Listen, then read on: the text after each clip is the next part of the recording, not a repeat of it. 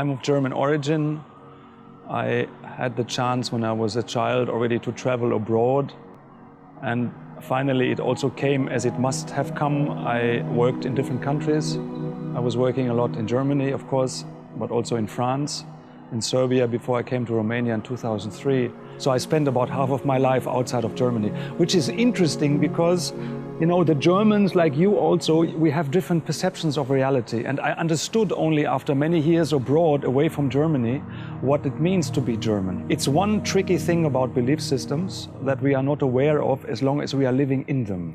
My last position here was the general manager of a publishing house, which was a great experience because I could do a lot of things, I could create a lot of things, I could really experience myself from areas I never thought possible before. And then 2009, poof, the world changed.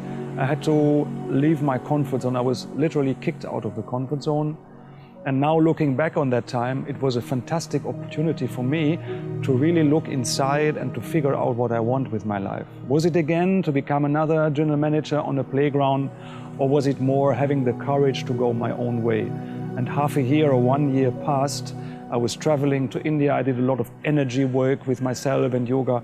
And then it came somehow to the surface. My vocation is this coaching work. And since then, all the doors open. It's like a miracle. And that is what I'm trying to share with people in my office. When you are completely in your vocation or your calling, things just happen. And you don't need to fight and struggle for this. The doors just open like done by magic hands. What is coaching then really about from in my point of view? I see myself a little bit like a holistic awareness bringer. Sounds funny.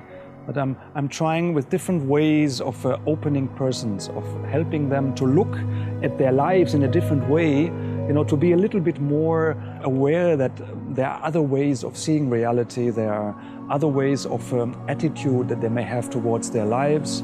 I hold them a mirror, sometimes I'm challenging intellectually, sometimes I'm challenging their egos, and not everybody likes that, but okay, that's the risk I take. People come to me either because they need a quick fix. Michael, I have a speech next week, can you help me to make that even more convincing?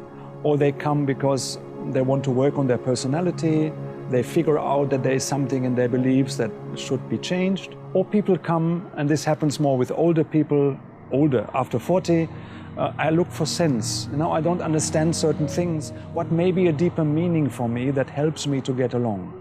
You cannot also classify this and say, I'm only doing coaching, I'm doing wisdom teacher, I'm doing mentoring. This is only an invention of the ego that we have different drawers, I'm just trying to be helpful and offering what I can.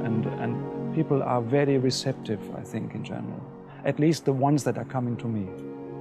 Success is a word that is very much enshrined in our minds, and competition and all this, and performance.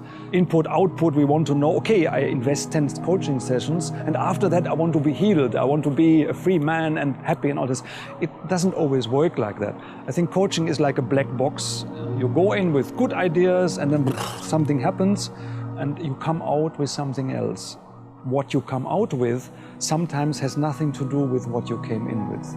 So to really make an operation successful, you need openness, you need readiness to question yourself. So you have to trust, and the more you are open and trust the process that is happening here, the more you are likely to get something out for you in the end. So the coach is not a guarantee for solutions. The coach is only 50% of the solution.